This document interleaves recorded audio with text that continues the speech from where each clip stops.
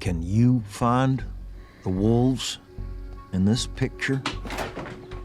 Martin Scorsese is one of the most celebrated filmmakers working today. And Killers of the Flower Moon is like nothing he's ever made. The film blends multiple genre elements and incorporates some of Scorsese's favorite techniques to tell a brutal story from American history. How did Scorsese stretch himself to new lengths for one of his most ambitious projects ever? This is how they shot it. Killers of the Flower Moon. Before we get started, remember to subscribe to Studio Binder and click the bell to stay in the know on all our filmmaking videos. Sounds fun. In this video, we'll use Studio Binder's shot list to look at some of the technical choices the filmmakers made from shot to shot. We will be spoiling elements of Killers of the Flower Moon. And because this is a Scorsese movie, there will be a bit of graphic content ahead. Now, get your pencils. Killers of the Flower Moon had a long gestation period. The book of the same name by David Graham was published in 2017 and quickly got Scorsese's attention. I was drawn to the story and the landscape, but primarily the story because of the nature of the scam. I was interested in that manipulation of the people, particularly the intimacy of it. You gonna kill this Indian? How'd you know? The book follows the murders of multiple Osage members in 1920s Oklahoma, perpetrated by white men hoping to obtain the tribe's oil money. Kelsey, you realize that this indicates to me that you're planning on adopting and killing these children. No, not if it's not legal and I don't get the money. And I'm not going to do it. The complex themes of the script and the delicate true story required extreme care from the cast and crew, who strove to tell the gruesome narrative as accurately and respectfully as possible. This philosophy carried over to the elevated realism of the film's camera and lens choices.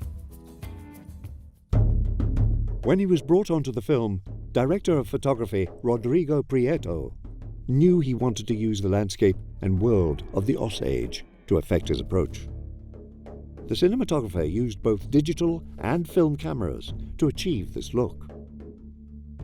For daytime exteriors, Prieto used Aricam LT and Aricam ST celluloid cameras with Kodak 5207 stock. For night sequences, he switched to Kodak 5219, which offers reduced grain in the shadows. When scenes were especially dark, Prieto switched over to digital using a Sony Venice, renowned for its low light capabilities. There you are. For the black and white newsreel footage, the crew used a vintage Bell & Howell hand crank camera that was owned by Scorsese. The cinematographer paired these cameras with anamorphic Panavision T-series lenses. The wide aspect ratio of the lenses also allowed Prieto to better capture the largely flat landscapes of Oklahoma. The lenses were detuned to make the images softer. A custom anamorphic Petzval lens, a lens from the early 20th century, was used for shots of the Osage victims, distorting the edges of the frame and recalling photography from the time period. The cinematographer also used a LUT reminiscent of an early coloring process in photography, autochrome. Autochrome's distinct coloring process resulted in a unique palette that was quite saturated but less contrasty. Colorist Ivan Lucas explains, it involved a lot of research to really understand exactly how these processes rendered various colors. According to Prieto, the first two-thirds of the movie, everything that's earnest and hale, and the descendants of the European settlers, was represented as autochrome. Did you know I was gonna have a little baby? My goodness, no. No, it's true.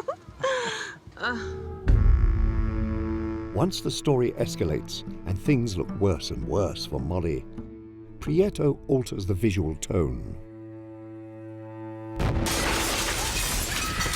After the explosion at Molly's sister's house, Prieto changed the LUT to ENR, a bleach bath process that desaturates and heightens the contrast of footage.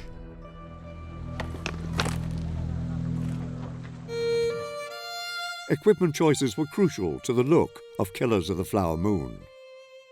The visual tone of the film was further heightened by lighting. Prieto's approach to lighting different scenes depended on the setting. For sequences within the Osage community, the cinematographer emphasized naturalism. For me, as a cinematographer, understanding the relation of the Osage people with nature, for example, was a very important thing, because I shot certain scenes at times of day that were specific to the moments where the Osage do their rituals, for example, or pray to the rising sun and then right after dawn. During a funeral scene, Scorsese insisted that they shoot at noon, since that is when the Osage conduct their burials. The Bark Lodge, too, was dependent on the sun. Prieto explains, "The lighting strategy was dictated by the set, but I also wanted to work from the concept of bringing nature into their spiritual gathering in the form of the sun. I felt it was appropriate to bring a big shaft of sunlight in through the roof and just bounce it off the ground to light everyone's faces." I would like to add $1,000 to that reward money. Prieto made sure lighting was almost always motivated. He lit scenes inside Molly's house and Hale's ranch almost solely through windows. I do love that money, sir. Don't call me sir. You call me uncle, or you call me king, like you used to. For night exteriors in town, the cinematographer motivated his lighting in historical fact. For the dance scene in Fairfax, the DP used an array of light bulbs on 30 by 20 frames and hoisted them on cranes. He explains, "These light bulbs emulated how the Osage lit their own streets because they were scared of what people were doing." The lighting style evolved along with the color grading as the film progressed, as Prieto explains. For Ernest, I thought that we'd place him in increasingly uncomfortable situations with the light, and because that's how he's feeling. So that's why, in the interrogation scenes, I base it on reality or naturalism. So there is a light bulb on a china hat in that room. So we just put a very bright bulb on it, literally, and then aimed it straight at him. So it's something that feels authentic, but it's enhanced. This culminates in the courtroom scene, which is filled with harsh, bright lighting. Prieto placed Arri Skypanel S60s with diffusers in the lower windows,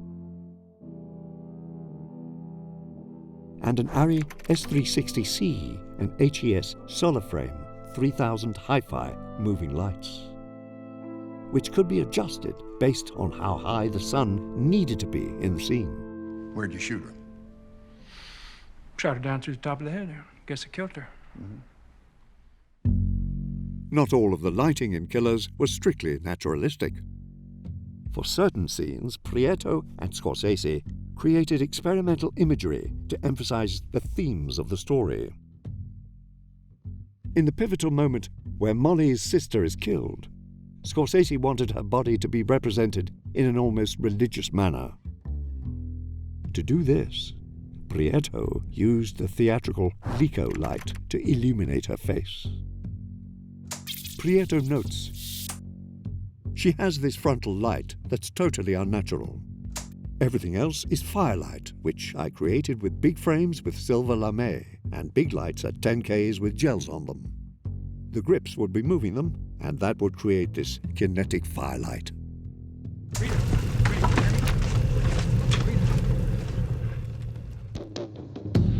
In another heightened moment, Ernest stares out at burning crops, and the imagery is distorted and hellish. Scorsese explains, "We had Michael Arnold, who was our choreographer on Wolf of Wall Street, too.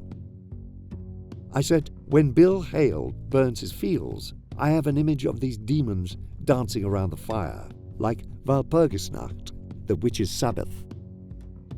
The effects team buried nearly 70 heat bars in the ground to create heat waves in the fire. The resulting sequence looks as though Ernest has entered the underworld. His sins are catching up with him.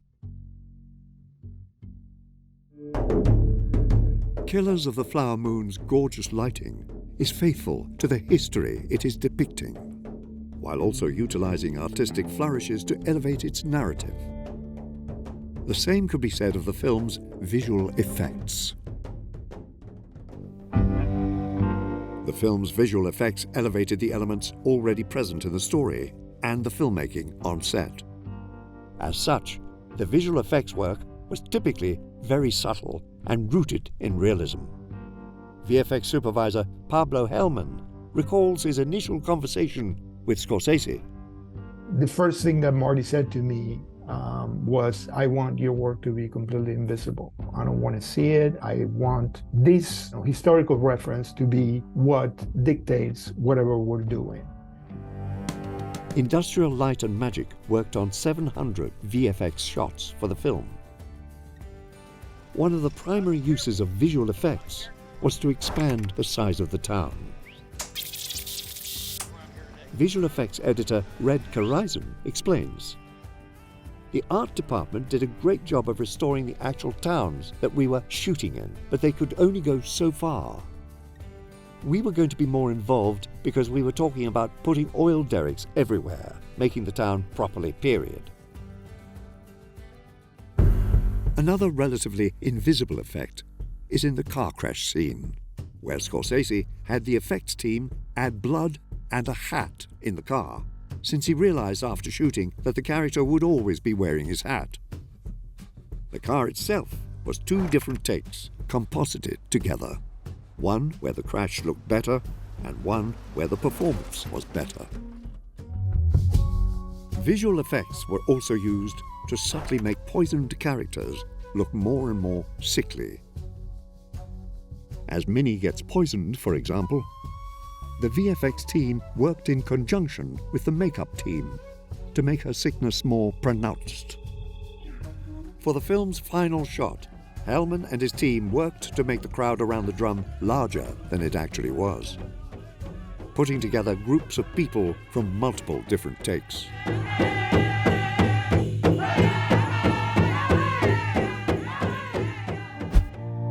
Killers of the Flower Moon is a colossal work from one of cinema's greatest auteurs.